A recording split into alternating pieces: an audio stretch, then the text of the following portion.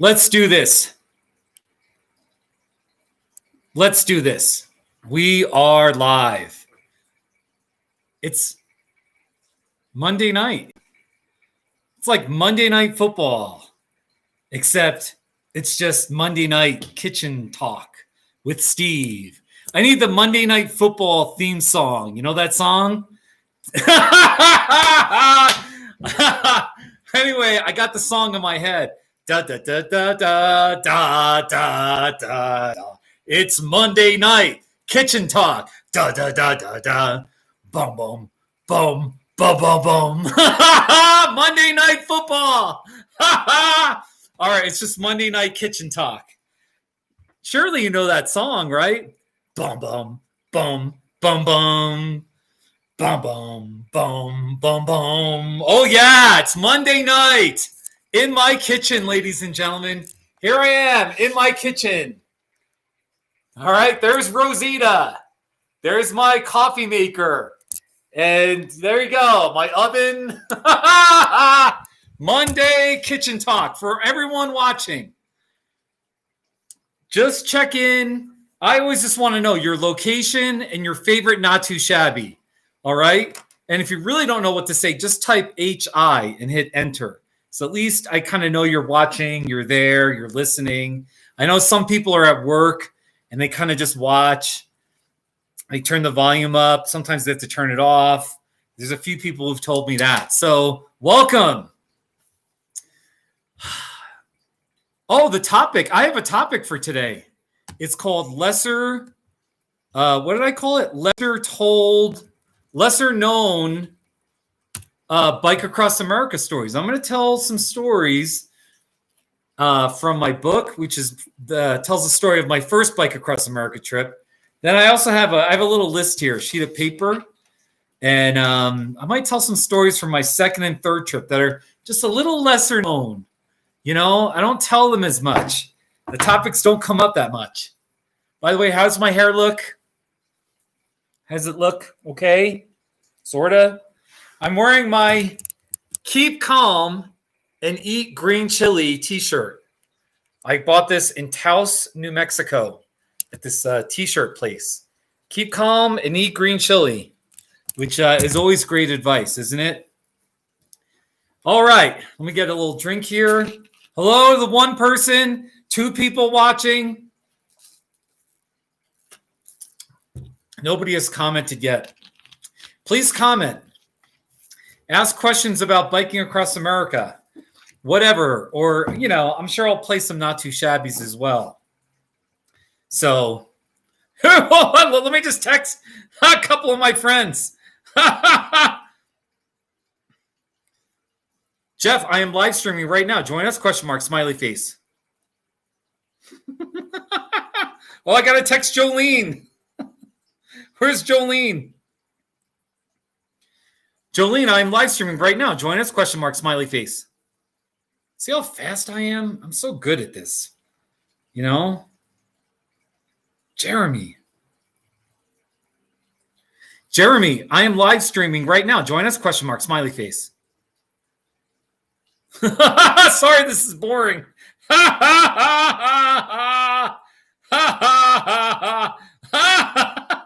right, I'm going to stop bothering my friends. Hello, everyone. Welcome to my live stream. Hey, McDermott, how are you? To everyone checking in, just tuning in, I've just started a few minutes ago. If you don't know what to say, you can always just type hi, H-I, and hit enter in the chat section or in the comment section after this is over. And or you can just say your location and your favorite not too shabby. All right, I want to know. How are you, McDermott? Now, by the way, this live stream has sponsors. This video has been brought to you by Black Cherry Flavored Sparkling Water.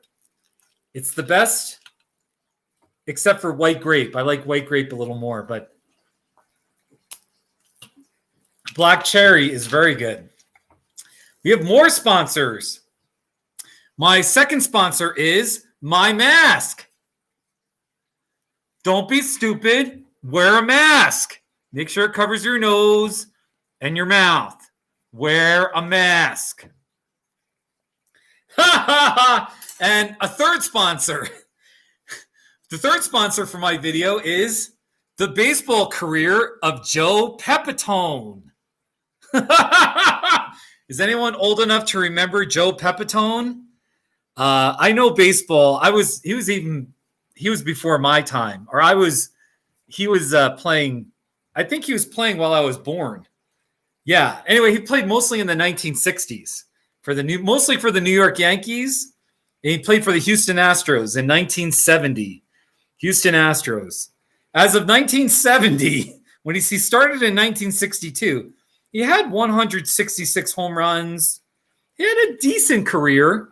So the baseball career of Joe Pepitone, right there. We got some great sponsors for this famed and, epic live stream of just some dude in Colorado. Rural Colorado, too. Westcliff, Colorado. Go look it up. In fact, I'm going to type in, you need to Google my town so you can learn about it. Westcliff, Colorado. And we have an E at the end. It's Westcliff, one word. Then we put an E at the end just to be a little bit, a little snooty. All right, there's 3 people watching. McDermott, where are you based in? Are you European? By the way, it's 6:39 p.m. Mountain Time Zone. So that means it is 1:39 in London, 2:39 in Frankfurt, Germany, Johannesburg, South Africa, Israel. I believe Israel is also the same time zone. Let me see what. Let me see. What time is it in Israel right now? In Jerusalem, Israel, it's 3:39 a.m. All right, in Jerusalem, it's even an extra hour late. It's 3:39 a.m. That means in Tokyo, it's like 10 in the morning, I think. Let's see. What time is it in Tokyo, Japan? It's 9:39 a.m. in Tokyo, Japan. Yeah, everyone in Tokyo. Yeah. Hey, Michael. I want to get some Asians, just people on the other side of the planet, in my live stream. Let's hope. Maybe we'll get an Australian, someone from Asia, the continent. Michael, how are you? I'm going to tell stories I'm going to tell some stories of I call it lesser. What did I call it? Lesser told, less known Bike Across America stories. So first of all, here's my book. I put a link. It's directly below the video in the kind of commentary section. So my book, Under a Triumphant Sky, a Bike Across America story, Steve Garuffi. Go look me up. If you just type in Bike Across America on Amazon, you'll see my bright red cover, usually on the front page, the first 10, maybe the second page. It's usually up there somewhere. Go check out my book. But anyway, I'm still waiting for more people. The chat section's a little slow. We got McDermott, Michael. We got 3 people watching. I just want to encourage you. Go write your own book. I'm not going to. A few weeks ago, I got really sappy in a live stream talking about how you should write your own book. And I'm not going to do that again. But seriously, I want my book. I want people to feel like, hey, maybe I've got a story to tell. Maybe I've got a story to tell, Hey, Jeremy in the chat section. What's your location? How are you? Where are you located? Jeremy, everyone in the chat section, Jeremy rode his bicycle from Minneapolis, Minnesota. He biked all the way to Wyoming. Then he went down to Colorado. Then he went sort of near me. He was in Canyon City, Pueblo. Now he's biking back east, and now he's in Kansas. Oh, wow, Jeremy, you're in Scott City, Kansas. Wow. Very cool. Actually, before I get into telling stories about biking across America, I've got some Kansas memes that I most of them I made myself. And let me just show you some of them. Here we go.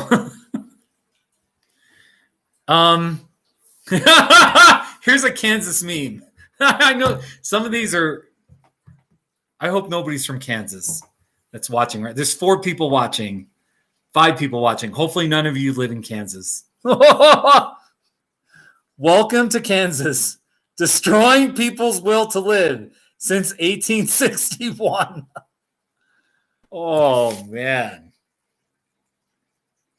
Wait. All right. How about oh, here's a meme. I'm in this meme. Look. Kansas scenery. So sorry. That's a picture from 2010. 2010. That's me. Kansas scenery. Oh boy. There's not a lot of scenery out there. Here's a Thanksgiving meme. And I'm in this one too. Here it is. I'm thankful that I don't live in Kansas or Nebraska.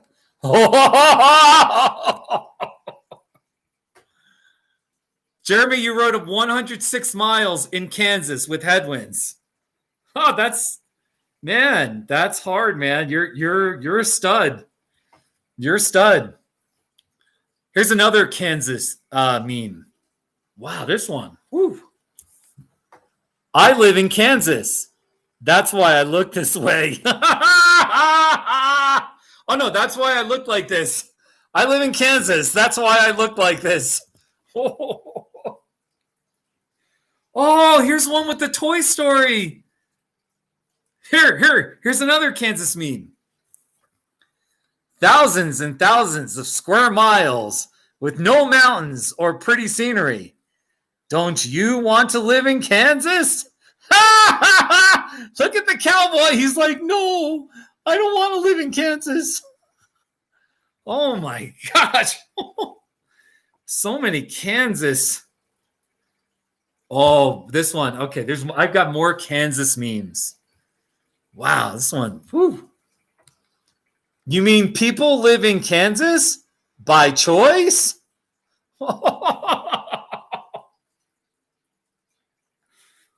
Oh, wait, here's another.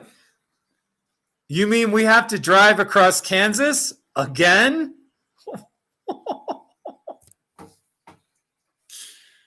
Oh, you guys. Hello to all 4 people watching. Hello. Please comment more. Michael, Jeremy, I'm not sure if McDermott, you're still around. I'm just going to roll with it. I'll go for 20, 30 minutes and we'll see what happens. All right. So also I do have to tell my Bike Across America stories. I got more Kansas memes. Oh, Grumpy Cat. Grumpy Cat has some opinions about Kansas. Here. Kansas? No. Kansas, no. Oh, this is, I can't even, that's a tough one. Here's a good one. Here.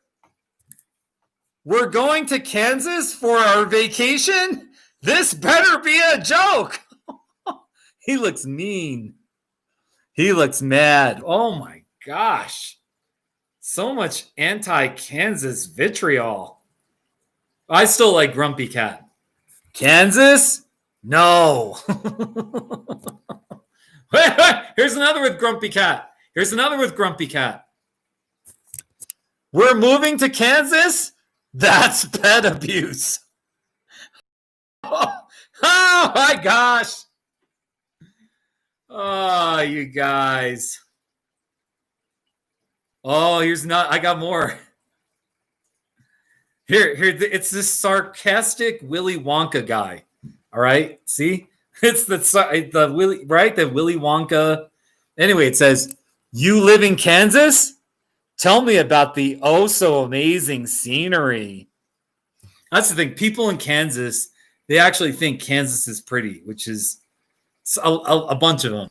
Not all. But anyway, okay. Here's another one. Oh, this is bad. Oh, you're a grown adult who chooses to live in Kansas? You must be such a person of wisdom. Oh, you guys. All right. I'm ripping on Kansas. Making fun of Kansas is like winning a fight with a 6-year-old child. You know, it's too easy. You know, Kansas. Hello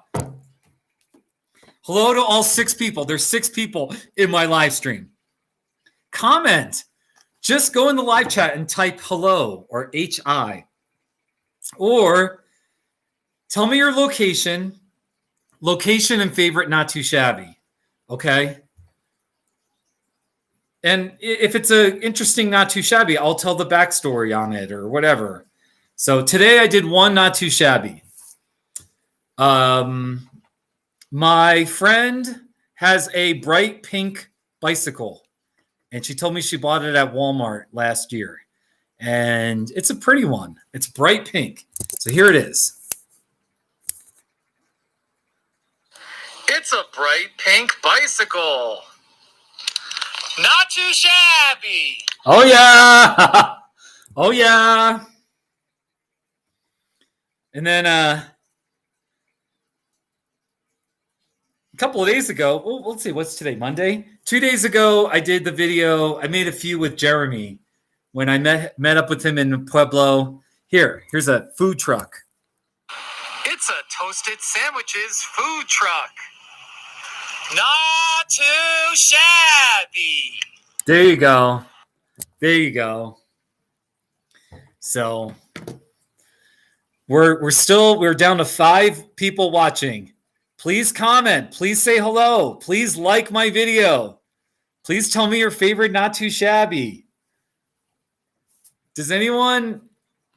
I feel like I'm not ready to tell a story yet about biking across America yet. I've got a little list here. By the way, go read my book. Go read my book. I put a link directly below the video. All right. I don't mean to be too whatever commercial, but at least they're not like annoying commercials. Hopefully I'm not annoying, but I could be annoying. But if I'm annoying, why are you watching me? Okay, that actually don't know. I'm talking people out from watching me. All right. Anyway, actually, let's tell a story. Okay, I'm ready to tell a story from my bike across America. A lesser known, not too shabby. No, a lesser known bike across America story. All right, here we go. In all my years of cycling, I've never been hit by a car. I don't think I've ever been hit by a car. But by the way, if you don't want to be like, if you want to read my book and you don't want to get the spoiler, then turn off the volume right now, okay? Because I'm going to tell a story from my book. All right. You've been warned. On my first Bike Across America trip, the closest I ever came to getting hit by a car was on the very last day. I was in coastal Georgia. The last day I biked, I think 60 miles. I was on my way. I was in Waycross, Georgia, and I was headed to Jekyll Island, which is a coastal, it's a beach town. I was like 20, 30 miles in, and I'm riding on this highway. It was like 2 lanes on each way, and there was a shoulder. And it was like kind of a country area. It wasn't too busy, but a car came to a T, and I'm riding on the shoulder, and she turned onto this little acceleration lane, something like that. And it was obvious she should have seen me. And I, frequently when I'm riding and a car comes at a 90-degree angle, I always try to make eye contact with the driver or wave, or I'm always just subconsciously or very consciously aware that there is a car that you never know. They just might not see you, or they're not paying attention, that kind of a thing. All of a sudden, now this was 2008, so it's been some time, and I forgot how I described it, but I remember I'm riding, and the car turned, and it was like I heard the engine, and the engine was really close to me, and I was like, whoa, I mean, the car could have hit me. I don't know what was, whether she didn't see me or she wasn't paying attention, but all of a sudden, I remember just yelling, whoa, and it was definitely a scream out of survival. I'm just trying to get her attention. And I think she screeched her brakes. She hit her brakes. And I think she said, "I'm so sorry." And, in that split moment, I kind of was ahead of her, or I kind of went to the side, and I remember feeling bad. I was like, man, I just shouted at her. And I probably sounded angry. And I just waved at her. And I think she said sorry again and drove off. And I just sort of waved. But I think that was the closest I ever got to getting hit by a car, was this. I don't remember how old she was, but a younger woman in rural Georgia on my way to Jekyll Island. So that's in the book. So it was sort of like you'll have to read the last chapter of my book. And it was interesting about how to finish the book. How to start a book and how to finish a book is really important, I think. And it was almost like there was so much drama. There were a couple of climactic points in my trip, kind of in Arizona, 25% of the way in the book. There was another semi-climactic point when I was going crazy in Mississippi with all the flats. And so I was winding down the trip, and the last chapter has a little bit of like a somber mood. The end is coming, and I'm winding things down, and it's sad. And then all of a sudden I'm like, oh, by the way, I almost got hit by a car. Whoa. And then it gets somber again. And I'm not describing it well. Maybe I didn't even write the book that well, but that's the story of the closest I ever got to getting hit by a car. So it was on this trip. So anyway, there are 7 people watching. Nobody's commenting. I actually just typed in test, and it looks like the chat section's working. So it just looks like nobody wants to chat with me. It's okay. I am disappointed, but it's all right. I love you all. Hey, Alan. Did you like that story I just told? I almost got hit by a car one time, and it was on my first Bike Across America trip on the last day. And I never tell that story. Maybe it's not even that good of a story. That's why I don't tell it. But I just thought, whatever,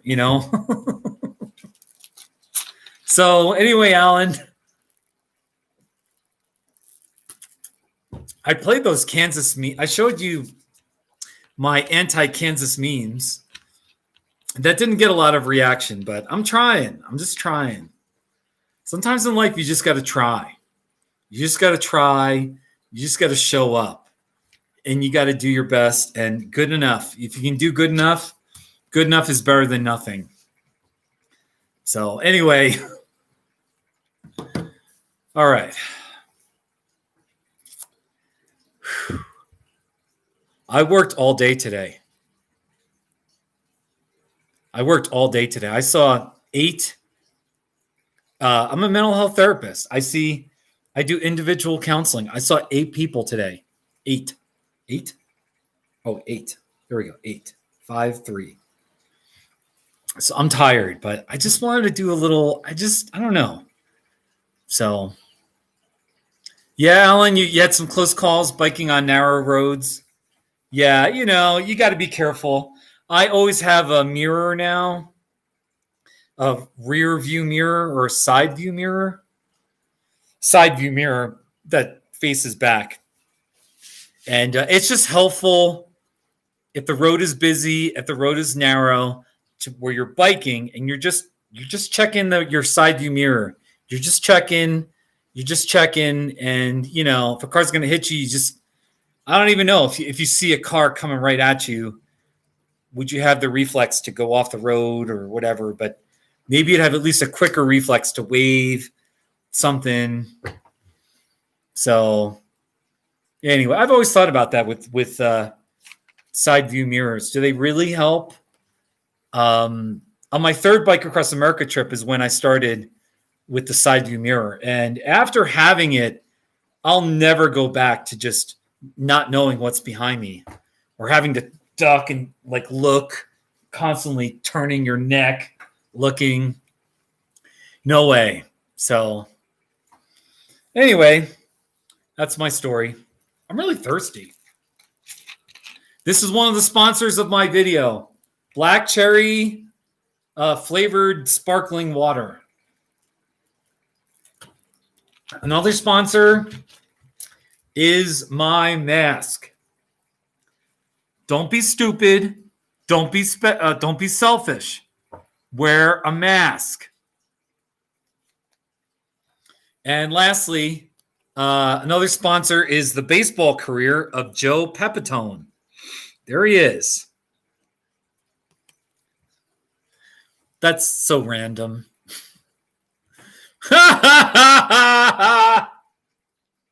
Anyway, 7 people watching. Hello, everyone. Please comment. Just say hi. Just tell me your location and your favorite Not Too Shabby. All right? I made this last night. I am going to play this. I am against racism. I am an anti-racist. It's not a political statement. It's a statement about decency. It's a statement about humanity and caring for one another and loving one another. All right? Racism is wrong. Racism is evil. And we have to do our best, especially us in the white community. We need to show that we care. We need to listen. Black Lives Matter. I made this video last night. It speaks for itself. Christ and racism do not mix. That love God and hate his creation. Not too shabby. And I know that there's a religious component because I say Christ and racism. And I'm not trying to push religion too bad or too much, but it really gets at me when my fellow white American Christians, it's just racism is unacceptable. And if you call yourself religious, you can't be a racist. You can't be hating others. And you can't be, and if you say, well, I don't hate anybody, well, it's even more than that. We're not supposed to hate anyone, but we're actually supposed to show that we care about people and people who are different from us or look different from us or whatever. We're supposed to love others. We're supposed to love our enemies if you're a real Christian. So it's not just about saying, well, I'm not a racist or, I don't say the N-word. Okay, that's fine. That's a pretty low bar. But we need to make a stand. When there's evil, if we're not going to be speaking up and standing for what's decent and right, then, let's just put it this way. We get to. And I'm not going to be silent. My days of being silent about injustice or oppression or in America, just the whole issue of systemic racism and racism, I'm not going to be silent anymore. So Black Lives Matter. They really do matter. And that means we will have an attitude that says, hey, Black people's lives matter just as much as the way we regard our white lives. And right now, too often, in too many ways, Black lives don't mean, it's like a quarter on the dollar. Who cares? Who cares? Oh, it's just a black person. Oh, it's no big deal. Police brutality. Just kill him. Just shoot the guy. So there you go. That's my speech on that. All right. Hey, Bear Paws. Hey, Bear Paws. All right. Yeah, Bear Paws. I know. I'm not going to go there. I know what you did. All right. So let me tell another lesser told bike across America story. All right. Let me find a good story. I'm going to tell a story. All right. Once again, if it's a spoiler alert, just in case you want to read my book and you don't want to get a spoiler alert, turn off the volume, turn off the live stream right now. In this book, this is a good story, and I don't know if I can tell it well. I think I wrote it well, but I biked 75 miles to Columbus, Mississippi. And I stayed at this really cheap motel. I think it was like, with tax, it was like $35. And in 2008, that wasn't even that much money either. All right. I don't know how much or it would be in today's dollars. It's not that big of a difference. Anyway, I stayed at this really rundown motel. It was sort of in the center of town. And I just remember thinking, wow, this is cheap.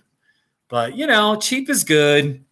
And I remember getting my key and it was just run down. And then there was a woman talking to me in the parking lot. She was just being friendly, I guess. But the more she talked to me, it just felt weird. I didn't know if she was a drug user or I don't know. Maybe I was overthinking. But anyway, I was already getting a little nervous. So I go into the room, and the room was shabby.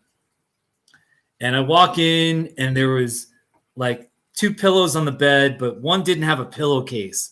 And it just looked kind of, this was your really basic room. But I thought, okay, whatever, it's cheap. And I get situated. I remember I went to the bathroom, and I thought the woman, she was a little too friendly with me. I thought she was going to have whatever. So I was in the bathroom. I hear someone knock on my door. And I was just overthinking. I thought, oh no, is it the woman or one of her friends? Like they want to do drugs with me or just something crazy. And I was in the bathroom, and I was in a position where I couldn't just run and get up and, take a couple minutes to get to the door. So someone knocks on the door, and I'm already nervous, and I'm like, I'll be right there. And whatever, a minute later, somebody knocks again. And I'm like, I was mad or nervous. I was like, I'll be right there. And I finally get to the door. And then just in a split second, I was like, who's ever out there, I'm going to give them the meanest, most unfriendly face because I'm scared. I don't know, what kind of motel am I staying at? And I whip open the door, and it's this elderly woman, and she's a maid, or she was like a housekeeper. She said, here, there's an extra pillowcase I got to give to you. She gives me the pillowcase, and I'm like, oh, okay. And I just felt so guilty because I gave her this mean face, and I was like, thank you, ma'am. And I put the pillowcase on. I think I tell the story better in the book. But anyway, that's my little story. I stayed at a bunch of shabby motels. And so that's just a story in here where lots of stories. So these lesser known Bike Across America stories, they're B-rated stories or C-rated. They're not A stories. They're not as, amazing. But anyway, I'll tell another story. It's another Mississippi story. This was my third Bike Across America trip in 2017. Bicycletrip.net. You can see the pictures. I just put it in the chat section. I'm going to pull up a picture. Here, I'll tell you a story. Sometimes when you're biking across America, you never know. There's good people, there's bad people. Most people are good. Most people are decent. You know, every once in a while, you run into someone that doesn't, whatever, they don't mean well or whatever. You just got to suck it up. Sometimes you get a little paranoid. Wait, all right. All right, I'm going to pull up a picture. So I'm biking. I'm in Collins, Mississippi. And I'm biking to Hattiesburg, Mississippi. It's only about 25 miles. It was the morning. And the average highway in Mississippi looks like this. That's 2 lanes in one direction, 2 lanes in the other direction. There's a median there. See the median? And all you have is right there. You see a tiny slither of a shoulder. And not only that, but you've got a rumble strip on the white line. So you have even less of a. So you pretty much, you know, it's just best to stay left of the white line and to watch with your side view mirror to make sure everyone's kind of going around you. You know what I mean? Or in a worse, if you're in a pinch, hop onto that little slither. Because there's a group of cars coming at you and they don't see you, or they don't go to the left. Then there's a little bit of, you know, congestion and there's danger. So anyway, all right. So for most of Mississippi, there's not a lot of cars. It's kind of rural. You know, for the most part, you're okay. Occasionally a car gets upset and they got to go around you or they honk their horn. But anyway, between Collins and Hattiesburg, I'm going down this road. All of a sudden, every minute or two, a couple of minutes, there was a burst of like 30 cars all at once in both lanes flying by, a couple of semi trucks. So I'm like, I get right into the narrow part of the shoulder. It was stressful. A couple of cars honked at me. It got to the point where I was so nervous, I would just get on the grass and stop and then start riding again. But it was like every minute or two, it was like more and more cars. And I'm just thinking to myself, I'm like, why are there so many? It feels like I'm in the suburbs of Chicago or Atlanta. Why are there so many cars? You know, and it kept happening, like all these cars. And it was really stressful. So finally, I get to the like the outer suburbs of Hattiesburg, okay, and the lane, the shoulder opens up, and there's a full shoulder, the width of a car, and there's a guy pulled over. There's a guy pulled over in a gray pickup truck. He's sort of an older guy, and he wants to talk to me. I can tell he wants to talk to me, and in that split moment. Here I go again. I'm thinking the worst. I'm thinking this guy wants to, it just feels like I'm going to get a lecture about why bicycles shouldn't be on the road. This is dangerous. Oh my gosh, what are you doing? You know, you're going to get hurt. And so as I'm approaching him, I'm like rehearsing. If he says that, you know, you do the thing where you start rehearsing. If he says this, I'm going to say this. You know, I'm all defensive. I'm ready to argue with him, you know. Here's the guy. And by the way, so I get up to him. He's actually really friendly. And he's like, you know, I'm this retired guy. And he says, if you go to this restaurant and just say, you know, just say my name. Just say, I talked to so-and-so. And he said, you know, you can get a free dinner. I think it was a barbecue place. I forget what restaurant it was. But he was like, you can get a free dinner. Just say my name. You talked to me this morning. And he was like, I'm just a nice old guy. I'm retired. He was a teacher. He was a professor at the University of Southern Mississippi. So really nice guy. So, I got a picture of him. So he told me the restaurant, but it was too far from my motel. So I didn't actually go there because, when you get to a town, the last thing I want to do is ride my bike and do any extra miles. So usually I would just walk from my motel, but it was just the gesture that was really nice. So there he is. So, it's kind of funny. Sometimes, you have days where, I don't know, most people are good. On a Bike Across America trip, most people are generous, kind. Once in a while, you meet a bad apple, but you meet so many good people like this. So that's my story. There he is. God bless him. So, yeah, Michael. Michael, there you go. Thank you for commenting. I've told 3 Bike Across America stories. I showed off some Kansas memes. I talked about Black Lives Mattering, how we need to act like they matter, Yeah, Jeremy, all right, here's the thing about Mississippi. On my 3rd trip, I was in Natchez. I biked to Collins, Natchez, Brookhaven, Collins, Hattiesburg.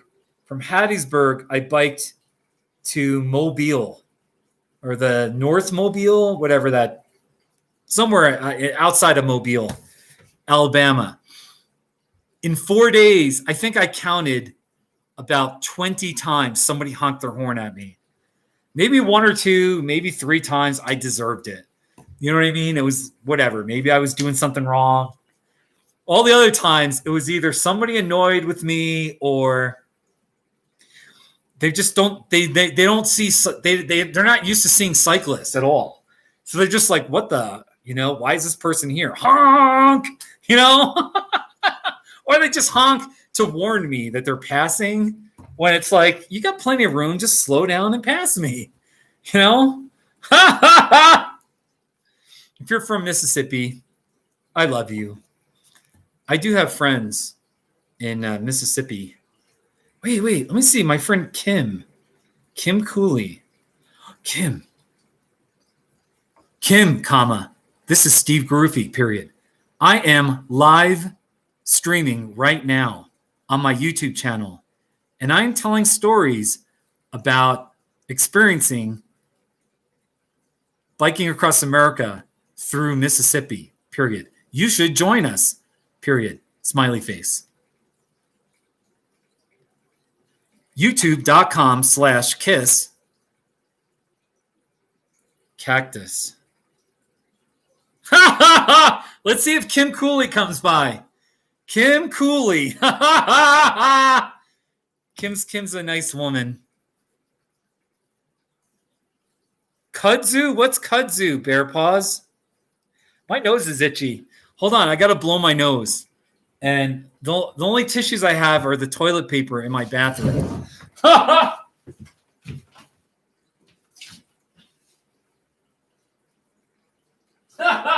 So, here.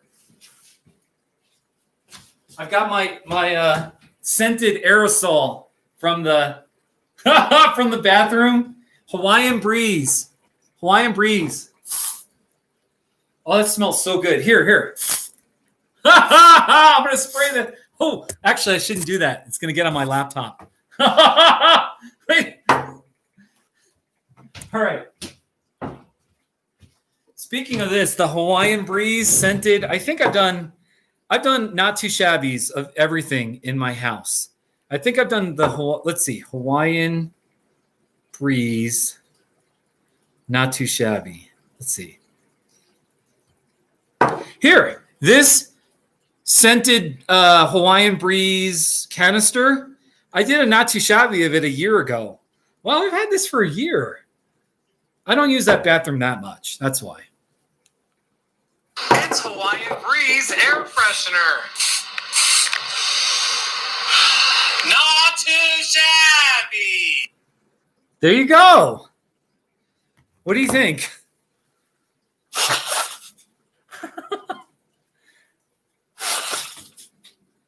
I'm blowing my nose.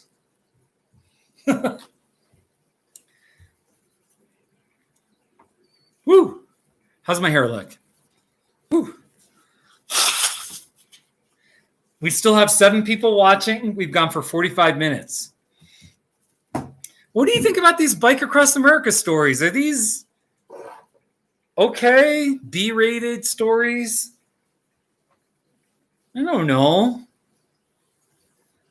I'll tell you a story. These are like not top level stories. I was in El Paso, Texas. I started my ride on the eastern suburbs of El Paso, really outside of town. And I had to bike to Salt Flat, Texas. Hold on. Bear paws, have my ankles. I've never been nipped by a dog while biking. I've never been bit or nipped by a dog. I've been chased by a bunch of dogs. On my first trip, I was surprised. All of a sudden, I got to Northeast Texas. There's a big, goofy dog across the street that ran out and was like he didn't look scary, but he ran out and like a car almost hit him, because it was chasing me. Then when I got to Arkansas, if you read my book, I actually talk about dogs that chased me in the Arkansas chapter. There were 2 or 3 dogs where I was a little scared. So there was a dog.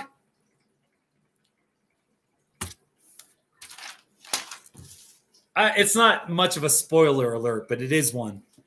There was a dog right at the Mississippi-Alabama state line. It was on the Mississippi side, I believe. And I was getting on the highway, this, not a major highway, but Highway 82. And I'm telling you, man, this dog chased me for like, I don't know how long. And then I got away from it. And then I thought I was clear. And then it kept chasing me even more. And finally, it stopped. I remember I crossed into Alabama. I was right at the Alabama state line with the sign, Alabama. I stopped to get a picture of it. And I was like, whew, finally, that dog finally stopped chasing me. So, you try not to act scared. And, you think if you get off the bike, maybe the dog will stop chasing you. Or, on my second and third trips, I've definitely brought pepper spray. It's hard to, shoot a pepper spray at a dog when you're moving. You're moving and the dog is moving and you gotta, so anyway. Dog, you could talk about it more, but anyway. Ha ha ha. Oh, yeah, Jeremy, you had a really friendly dog chase you for 4 miles in Montana? Isn't that amazing? I don't know that I had any really... I may have had some friendly dogs. The friendly dogs, I don't remember. I remember the scary dogs. Sorry, I'm like, my nose is like, got some congestion. By the way, my shirt, I'm wearing my Keep Calm and Eat Green Chili shirt. Keep Calm and Eat Green Chili. I bought it at a t-shirt place in Taos, New Mexico. How about that, ladies and gentlemen? I've got the coolest shirts. So, all right. I should probably tell another Bike Across America story. Oh, all right. I was telling a story earlier. I was on my 3rd Bike Across America trip, and I was leaving El Paso. I had to go 72 miles to Salt Flat. There's nothing out there. So, in fact, I actually had to go out to Salt Flat, and then I paid a airport shuttle in El Paso to come out, pick me up, and drive me back to El Paso so I could stay there. Then the next day, I had an Uber drive me and my bike out to Salt Flat, and they just left me there, kind of in the desert. And then I had a bike 75 miles to Carlsbad, New Mexico, which is the next town where there's services and lodging. So I just remember, this story isn't too crazy, but I get to like out there 20 miles west of 20 miles. There was like one of those immigration checkpoint. They just ask if you're a U.S. citizen because you're kind of close to the U.S.-Mexico border. And this guy, I like rolled up. You know, they stop every car and they ask you, are you a U.S. citizen? Do you have anybody in your car? Those are the two main questions they ask. Are you a U.S. citizen? Do you have anyone in your car besides you? You know, and they have the right to check your trunk or whatever. I don't know all the rules and what the Supreme Court is, but they can do it. Anyway, so there's like a line of cars, and then I'm on my bike. So, you know, they're asking each car, and usually they're pretty quick. And then I roll up, and this guy's like, you know, he was like, "You're biking here?" And I was like, "Yeah, I'm biking across America. I'm headed to Florida, you know?" And he was like, I remember he just looked at me. He admired, he respected me. He was like, "Wow, that's amazing." You know, he's like, "You've got courage." And it really was like an isolated desert area. I'm biking to Salt Flat, Texas. So, you know, but then I was on my bike. I was like, "Well, aren't you going to ask me? Are you going to ask me if I'm a U.S. citizen?" You know, he didn't even ask me. He just let me go. You know? So, you know, it was just really neat. It was really neat. It's just a fun story. On most of my trips, all three of my Bike Across America trips, I went across the Southwest. Oh, I have another story to tell. I'm going to tell it in just a second, but hey, Travis. Hey, buddy. Hey, everybody. Travis, do you want me to play a Not Too Shabby? Please play a Not Too Shabby.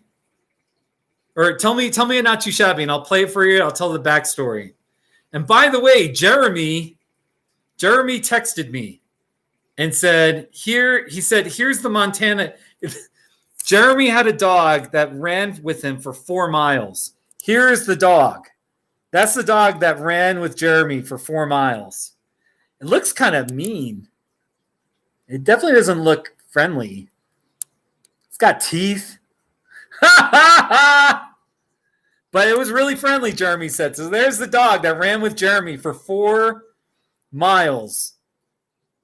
Very cool. Jeremy, thank you for sending me that picture. So he's smiling? Was he smiling? That doesn't look like a smile to me, but I don't know. I'll take your word on that. Oh, you guys. Speaking of immigration checkpoints, in my book, here's another story. This story doesn't get told that much, but it's a good one. And I will warn anyone watching, it's a spoiler alert. In case you really want to read my book first, before you hear the story, turn the volume off or turn the whole live stream off. That would be sad if you left, though. But I'm biking. This is in the book. It's day 3 of my Bike Across America trip. I was leaving Brawley, and I was headed to Blythe, California. This is in far southern California, southeast California, kind of close to the Mexico border and kind of close to the Arizona state line. I'm just out there in the desert, and I had to go 75, maybe even 80 miles to get to Blythe. 30, 40 miles in, I'm biking up this hill, and the derailleur on my bicycle broke off. And pretty much you can't pedal. You can't move. The whole pedaling is gone because the derailleur's broken. You're done riding. You know, you can't ride. So I'm like, all right. It was an easy decision. I had to hitchhike. All right. So I'm in the desert.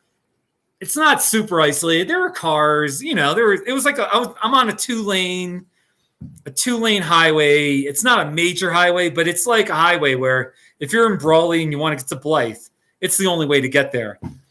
I stick out my thumb. The very first truck that passes me, it passed me, but then it stopped, did a U-turn, came back, and picked me up. So I'm really thankful. I put the bike in the back of the truck. There was a woman driving and a guy in the passenger seat. The guy in the passenger seat gets out. I'm like, thank you for picking me up. Just take me to Blythe. If you can take me to Blythe, thank you. And very quickly I learned they didn't speak pretty much any English. I mean, their English was really, really, and my Spanish is really, really poor. But they were friendly, they were trying, and I was like, thank you, all right. So I get in the truck, and they had a back seat, and at first I didn't realize they didn't speak English that well at all. And I'm just sitting in there, and I'm like telling them what happened. My bike broke. I can't believe it. Rotten luck. Oh my gosh, thank you. And they're just like, okay. I think they said okay, or anyway, they're trying to show that they understood.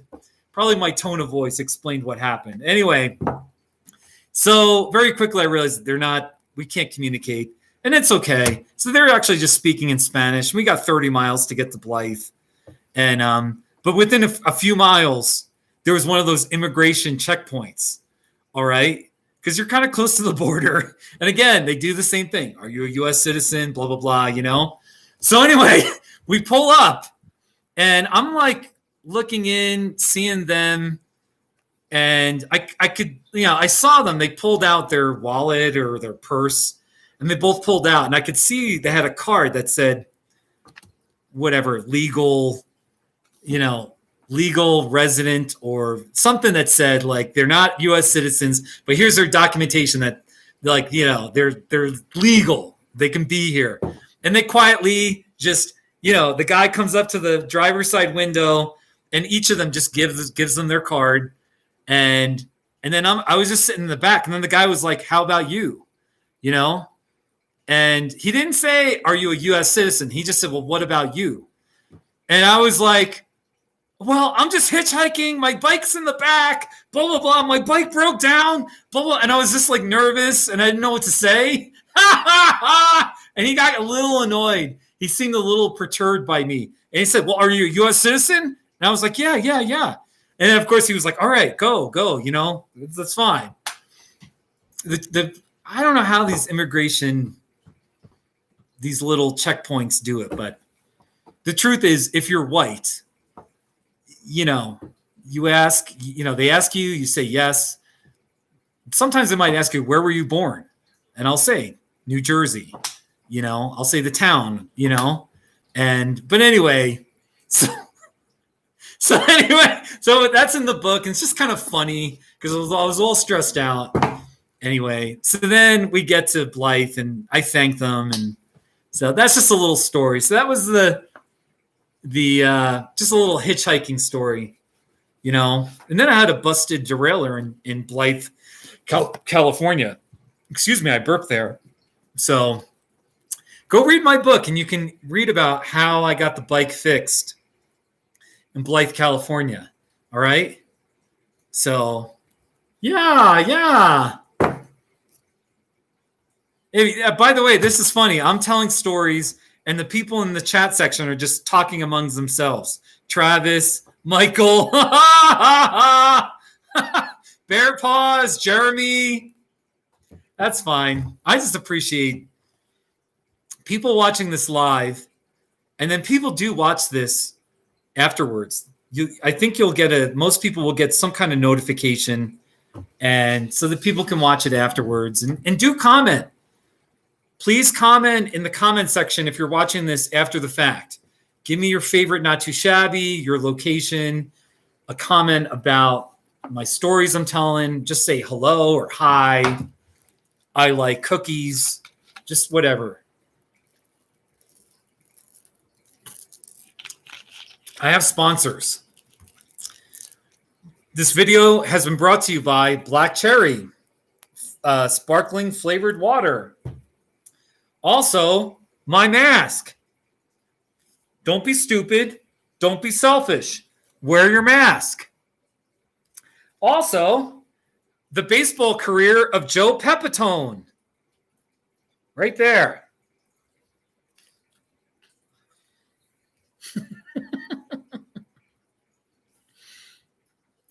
There you go. You know what? What would it be like if I did a live stream and all I did was I took a nap on the couch and I just seriously just set up the laptop, this laptop right here, set it up, and I just took a nap for 2 hours and just slept. Whoa! I wonder that would be a weird live stream, but might be kind of cool. I'd be too self-conscious, but that would be kind of a funny live stream. So, anyway, good times, man. Good times. Anyway, I'm telling stories, lesser told stories from biking across America trips. Under a Triumphant Sky, a bike across America story. There's a link directly below in the comment section. So you can go, available in print format, just like this, or in Kindle format. So I told a whole bunch of stories. There's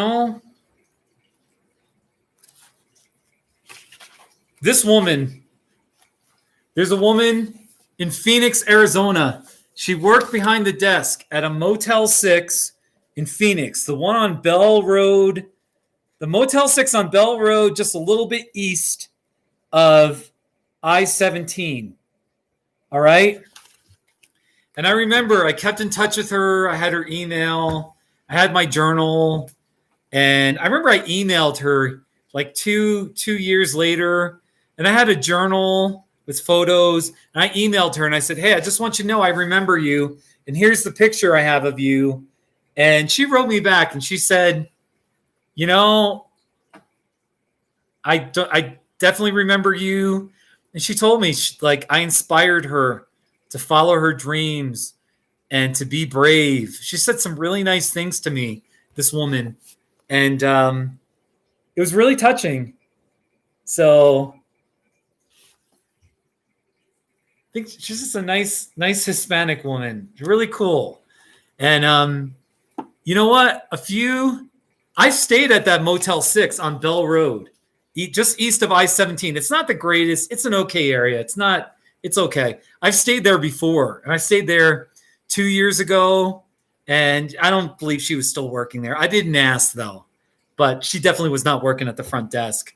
So really neat, though, Really neat. Good stories, So Travis, you want to bike across Canada? That's pretty cool. You should bike across Canada. Yeah, man. Go bike across Canada. Travis, where are you located?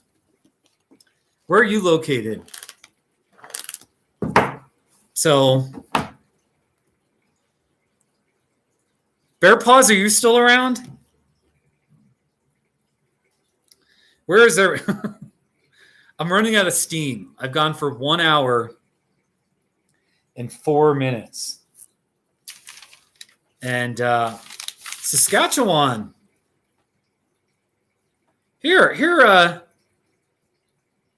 Well, Travis, I think I've got a not too shabby for you. Oh, it's different. Travis, I have a not too shabby that's close to you. It's a friendly Manitoba license plate. Not too shabby. There you go. There you go. Manitoba, Canada. There you go.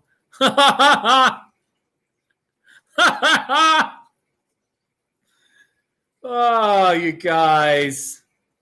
Look at all these random not too shabbies I have. I remember this one. This is from 2 years ago. They're having a corned beef and cabbage dinner on October 7th at the fire station. Not too shabby.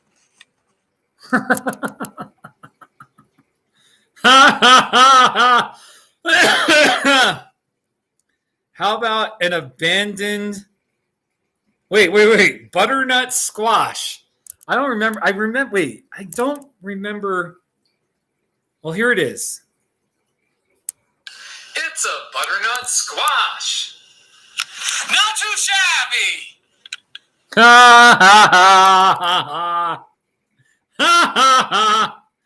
So many random not too shabbies. How about a happy sun decoration? Look at that happy sun. That's definitely a happy looking sun. It's a happy sun decoration. Not too shabby. Oh, yeah. Maybe I need to do a not too shabby of something. I have run out of stuff in my house. I will say that. I really have run out of stuff in my house. This morning, I did a not too shabby of Lena's bicycle. She's got a bright pink bicycle. Here it is. It's a bright pink bicycle. Not too shabby. There you go. Oh my gosh. I might want to wrap this up pretty soon here. Usually I do my live streams on Wednesdays and Saturdays, if I do them, because those are my 2 days off. I worked all day today. I had 8 counseling sessions. 8 counseling sessions. But I just wanted to do something tonight. So, Jeremy, you're in Scott City, Kansas. Where are you biking tomorrow? What's your destination? What's your destination tomorrow?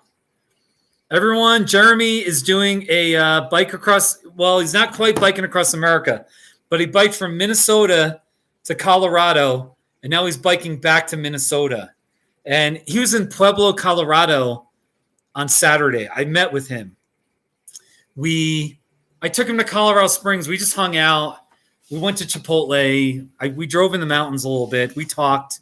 He tried to inspire me. He did inspire me about maybe biking across America a 4th time. But then that was Saturday. And then Sunday, he biked 110 miles from Pueblo, Colorado to Eads, Colorado. E-A-D-S. Eads on the Eastern Plains. And then today he biked from Eads to Scott City, Kansas. So, yeah, you're going to bike to Oberlin, Kansas. There you go. So you go, Jeremy. Very proud of you. I'm very proud of you. Here's there's 9 people watching, it says. Yes, 9 people. 10 people watching. We got 10 people watching, ladies and gentlemen. Good stuff. We got good stuff going on. This has been a good live stream.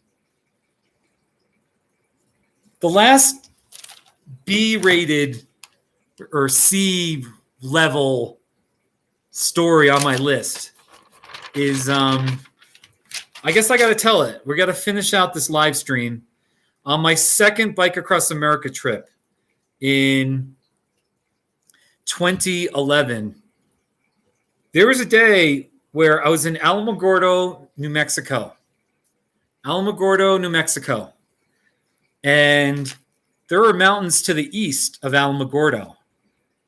And it was so uphill to a town called Cloudcroft. It was roughly a 4,000-foot elevation gain. It was just uphill the whole time. Painful, dreadful, just so much uphill. I biked 22 miles from Alamogordo, which is like a desert town. It's like 4,300 feet. And then in Cloudcroft, it was like 8,500 feet. It was like a Colorado. There was snow up there. The day was March 6th, 2011. I'm telling you, it was so uphill. There's a picture. And this was 2011. So I was younger. I was in better shape. And the road just twists and turns, and it's just horrible. You're so tired. And I'm resting with my bicycle. There's a tunnel. I biked through this little tunnel, and that was scary. I think I had already gone through the tunnel. And I didn't even have bike lights at the time, which was not smart. I got to High Rolls, New Mexico, and I was only halfway there. High Rolls is $65.50, but there was a little general store. There's a general store, and I rested for a while. This guy was working behind the counter. He's a really nice guy. And I got a burrito. More uphill. I mean, I was just like dying. I was going, for a lot of it, I'm going like 3 miles an hour. Right there, I was going 3.9 miles per hour. So you're pretty much like a swift walk, Like if you were walking's like 2.5, 3 miles an hour. I'm like on a bicycle going 4. You're going so slow. You're just dying. You got these like weird signs like rocks. See the road up there? You see the road cut? See the hill? You're just looking up. You're like, oh my gosh, the road keeps curving up and up. You're dying. You're tired. You finally get to Cloudcroft, 8,650 feet.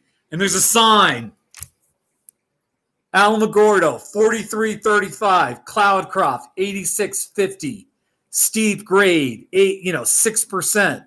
There's a sign that's like so warning you, especially if you're in a semi. It'd be scary to be in a semi with bad brakes, Finally get up to Cloudcroft. And I only biked 22 miles that day. And there's a little motel room, and there I am all happy, biking through, getting into Cloudcroft. And I stayed in this lovely cowboy-themed motel room. And there was a fireplace right there. See the fireplace? And there was like a little cowboy couch kind of thing. It was a nice motel. Good memories, man. Good memories. So I only biked 22 miles that day. But I worked my butt off. And then the next day was a lot of downhill all the way to the next day I biked. So that day I only went 22 miles. But you know what? The next day, Cloudcroft to Artesia, I biked 90 miles. Cloudcroft to Artesia, 90 miles. So had a good day. And then finally, as I'm approaching, I'm 20 miles out from Artesia, and I was done with the mountains. And it was a lot flatter. And by then I was done with I was like, you know what? I love mountains. I love the scenery, but it's too hard on my body. So, I'll take some plains. I'll give up scenery for flat. So, but anyway, I just shared a link, bikeacrossamerica.net. Hey, Maelstrom. Hey, Just Love Man. How are you? Aikila, I was going to text you, but then I just thought, I don't want to bother. I was like, I keep texting you, and I don't want to be too annoying. But I've been telling lesser known stories from biking across America. I have like 6 to 8 stories I always tell. I promote my book, and I tell 6 to 8 stories. How my bike was stolen, the Bill Rogan story, lots of good stories. But like today, I'm telling the lesser known stories. So, it's been fun. I've told stories. Anyway, let me just take a little break for a second. Black cherry right here.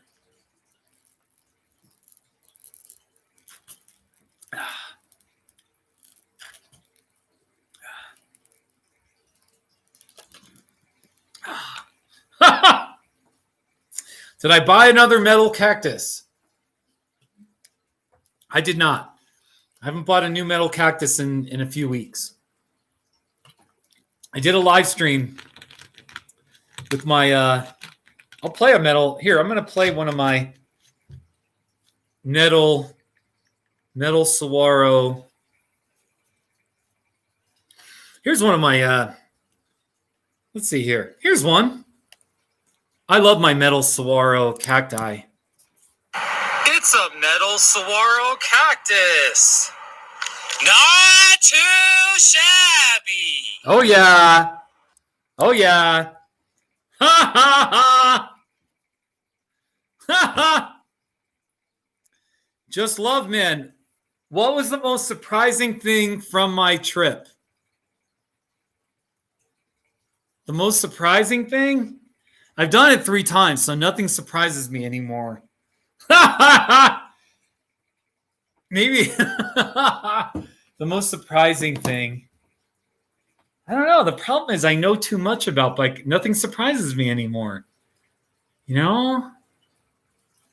I don't know. I was actually surprised when I quit on my 4th trip. I was really surprised. I was like, really? I'm going to quit? You're not a quitter. And I had to do some soul searching about that. And I had to accept that it was just time to give it up. I wasn't in a good headspace. So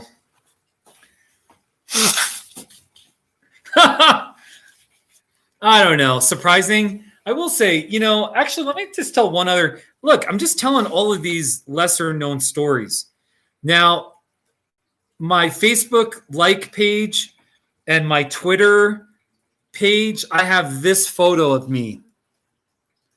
That is from my 2011 Bike Across America trip. There's a little story behind this picture. I rolled into, what town was it? Hold on, I gotta know the town. What town was this? It was in Oklahoma. What town was it? Durant. I think it was Durant. Yes, it was Durant. Here's the picture.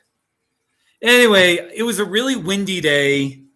The wind was coming from the south, going north. And it was a crosswind. I was going east. But then the road turned south for about 3 miles. And I had like a 30-mile-an-hour headwind. It was only about 3 or 4 miles, but it was enough to just unnerve me. And then it turned back, and it was like a crosswind, maybe a little bit of a headwind. And it was just a hard day. And I remember I got to Durant, Oklahoma. I'd only gone 26 miles. And, in 2011, I was a stud. I could ride far. So 26 miles was nothing. And I remember, I don't know if I ate. Maybe I probably stopped at a restaurant. And I was like, maybe I should quit. I don't know. Like quit for the day. And there was like a Days Inn. And I just walked in and I just thought, I'm just going to ask how much a room is, And I was talking to the manager, the woman behind the counter. And she was like, are you biking across America? I was like, yeah. Or I told her that. And she was like, oh, yeah, really? Are you doing it for a cause? And for the second trip, I was doing it for the orthodontic work. There's a charity that helps poor kids get braces. All right. So it was a charity. So I was just saying, yeah, I'm doing it for a charity. I'm promoting, the charity. She was like, you know what? You're doing a good thing. I'm going to give you a free room tonight. And I was like, thank you. And it was probably, a pricier room, $70, $80. So she gave me a free room. And that was my sign that said, okay, I just need to rest. It's too windy. It's just nothing's going right. So before, I remember I had the key and I went inside the room and the bike was out there. And I thought, you know what? I'm going to get a picture of me next to my bike in front of my motel room and just do a little thumbs up just to sort of document that, I got a free motel room. So that's the story behind this profile picture that you might see on Twitter or Facebook. This picture, I was really happy. I was blessed. The woman was nice. And I remember this picture in 2011, I remember seeing this picture and I thought, man, I look old. I look old in this picture. Now I look at this picture and I say, man, I look young. I look good. My hair looks longer. Anyway, but that's the story behind this picture. So another good story. So yeah, Maelstrom. I look rugged. I usually shave. I don't like beards. I'm not a beard guy, but I can go a few days without shaving, and it kind of looks all right. So anyway, hey, David. Hey, Sean. We got 10 people watching.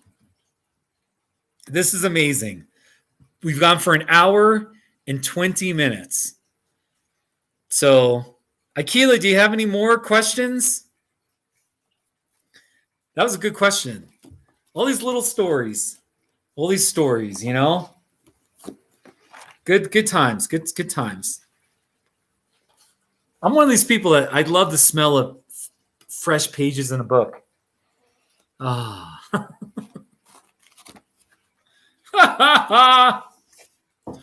Oh.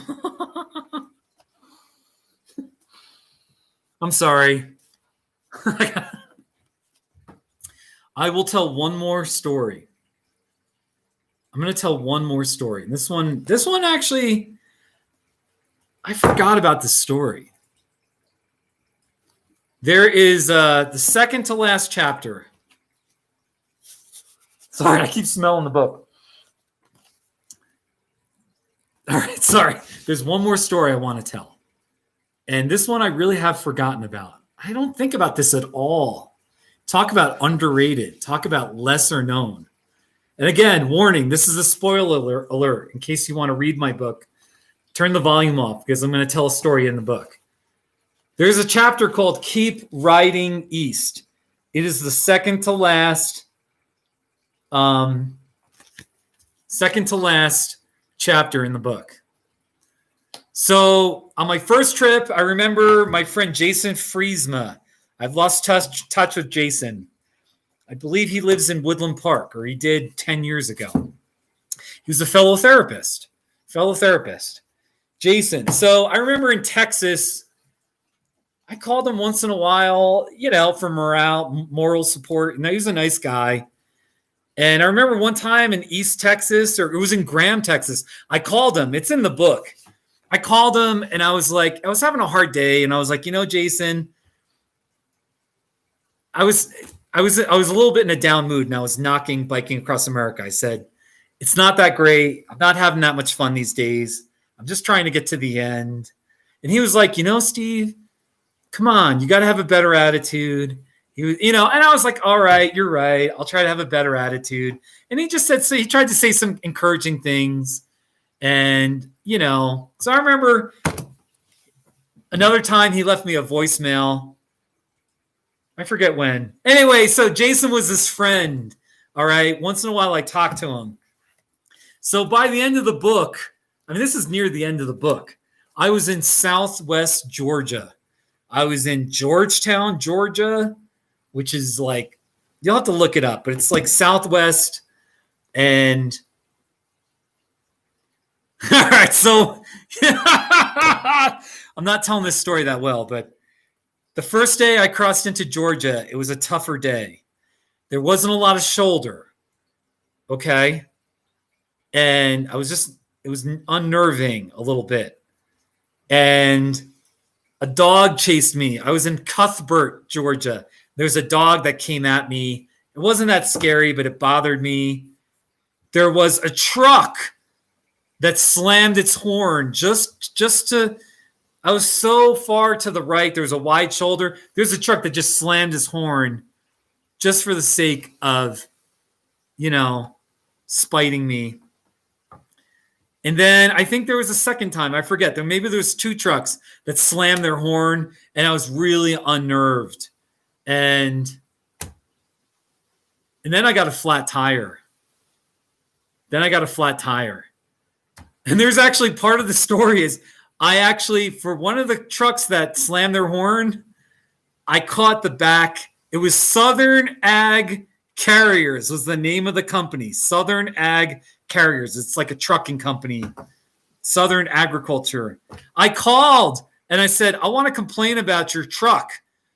And I said, it was driving at this, on this road. And he just slammed his horn just to be a jerk, And anyway, so I just vented and the woman was very compassionate. All right. But then amidst all that, I got back on the bike. I started riding and I got a flat tire. And it was like my 11th flat tire of the trip. And I'm telling you, I had this meltdown. I didn't explode in anger. I didn't cry. I remember in the book, I said, I just snapped. And there was a part of me that just wanted to curl up in a little ball and just go to sleep forever. And I think it was like an onion field, some farm. And I changed the flat tire. And I was just strung out. I was like, when you're strung out or you're like, is that the right phrase? I was just broken. I was broken. I was like, man, I don't know what I'm going to do. So I get back on the bike and I'm like, all right, I got to keep going. I got to keep going to the next town. And I start riding half mile on the highway and I get a text and I had my ringer on. So, bing, bing, whatever my ringer was. And I look up and it was Jason Friesma, the guy who, we talked a couple of times. And all he said in the text was, he said in the text, all he said was, keep riding east, period. The ocean awaits. And it was like, yes, it was like the most perfect, it was the most divine advice and encouragement that I could ever get. And after everything I'd been through, that was the exact advice I needed was just keep riding east. You're in Georgia. You're days away from the beach. Just keep riding no matter what happens, no matter how many more flat tires, no matter how many more trucks, no matter how many more bad shoulders. If you have to walk, just walk the rest of the way with your bike. Just keep riding east. You know what I mean? By the time I was in Georgia, there was no quitting. All the opportunities I had to quit, I had succeeded in not quitting and in persevering. So that's the advice Jason gave me. And keep riding east. Anyway, that's the story. And I lost touch with Jason. I'll have to find him. I might have to find him. But I still think he's a therapist. He's a fellow therapist in Colorado Springs. So just those little stories that happen on a Bike Across America trip can become, just the greatest memories. And it's in my book. And by the way, I was going to name a candidate to name the book was going to be Keep Riding East or Keep Pedaling East. I did go with Under a Triumphant Sky though. And there's a story in the book that tells of it. So yeah. Ha ha ha ha ha ha ha. Maelstrom, what did I eat to satisfy my energy needs? I had a lot of cheeseburgers in the evening, cheeseburgers and fries, and then Mexican food. In New Mexico, I ate so much Mexican food, anything with green chili, red chili. I'm wearing my Keep Calm and Eat Green Chili shirt right here. So, good times, man. Good stories. These were fun stories. Good times.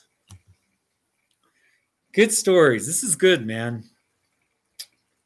I'm beaming. I can see I'm smiling talking about these stories, So, lesser told Bike Across America stories. Here's another story it's not dramatic, and it's a spoiler. So, spoiler alert. I really wanted my Bike Across America book. I wanted this book to be a human story, a personal story, a story that might inspire people, a story that, I don't know. I just wanted it to be kind of real and not just some bland, journal where all I do is just talk about how many miles I rode and how tired I was and which direction the wind was going, because in chapter two is all about, it's just my two friends, Krista and Jay, my two female friends. They're both married now. It's kind of funny. But at the time, they both lived in San Diego. And Krista, she let me nap on her couch for a while. I'm trying to think how it all played out. I left my car. She let me park my car in front of her house in San Diego. And I remember I walked into her house and she was like, wow, you're really doing this. You're really here. You brought your bike. You're really doing this. And she was like, wow, you're really doing it. And I get it. I actually really understand that, because some people, they say they're going to do something crazy, and do they actually follow through and do it? And here I was, I had arrived, and I'm parking my car in front of her house. And we had a nice talk about life. And Krista, I still keep in touch with Krista. She's a Facebook friend, and she still lives in that San Diego area. But anyway, just a really sweet memory with Krista.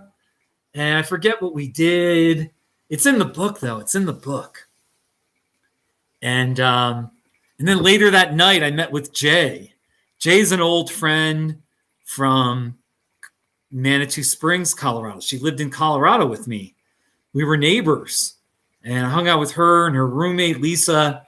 Anyway, so that night I stayed at her place.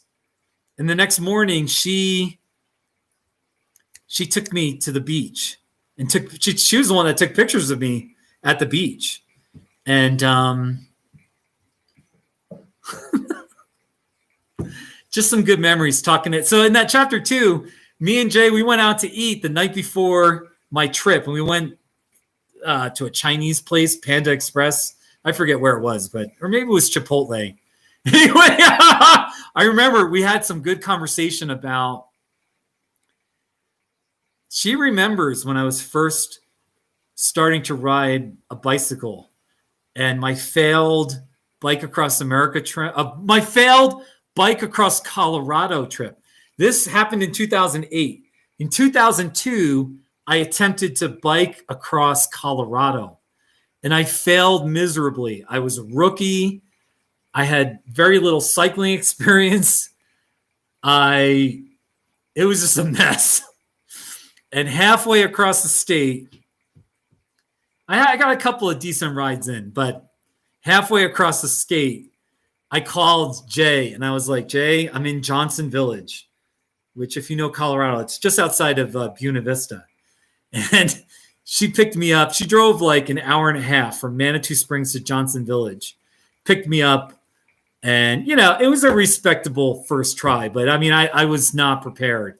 The next year, I would succeed in biking across Colorado. But anyway, that second chapter in my book, Krista and Jay, and I call it With the Help of San Diego Angels.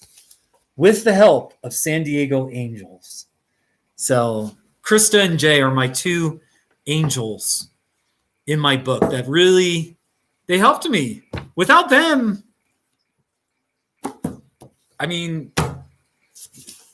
on that first trip, without them, I may not have done the trip.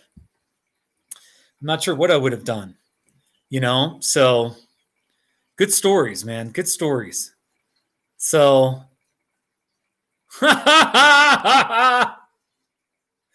yeah, you guys, and I love this in the live chat. People are just talking to each other. So good times. By the way, on my third Bike Across America trip, I was making not too shabbies every day. My trip was 53 days. My trip was 53 days long. I made 127 not too shabbies. I stitched them all together. And if you search for biking across America was ... not too shabby. It is a 17-minute video with all 127. And I tried to just stitch them as quickly as I could. And it's not that great of a video, but because there's no background music. But anyway, you can watch all of them in chronological order. So let me just play here. I'm just play like a random. Tech window decal. Let's see here.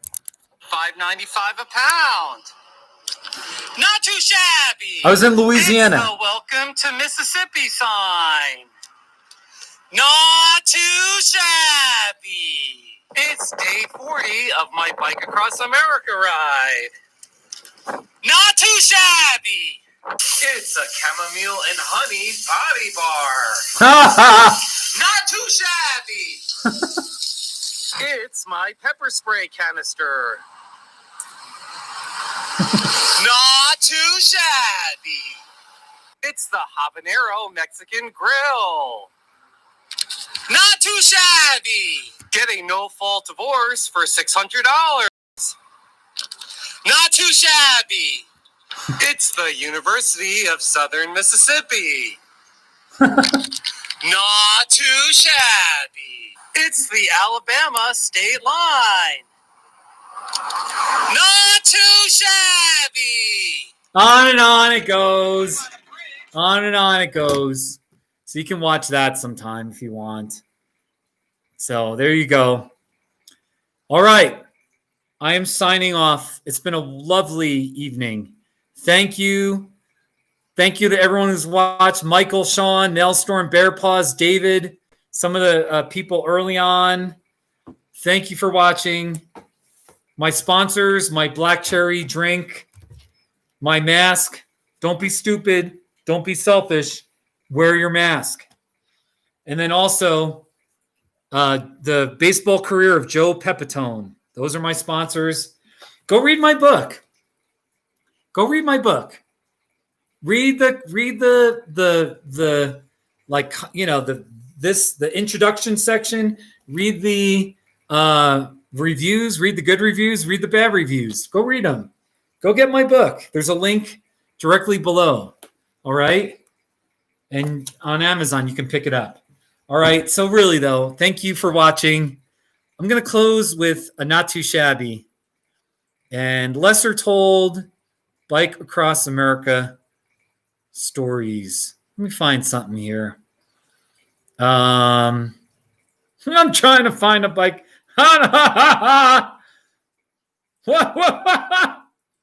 Wait. I guess I'll do a cycling here. Just riding my bike on Interstate 25. Not too shabby. That's outside of Trinidad, Colorado. It's legal to ride your bike where I was biking. All right, I'm signing off. So long, everyone. Thank you for watching. All my love. Make it a great evening. Thank you for spending your time with me. It's greatly appreciated. You guys, my followers, my friends, my subscribers, you are not too shabby. You're not just not too shabby. You are amazing. And I appreciate you. Have a good night.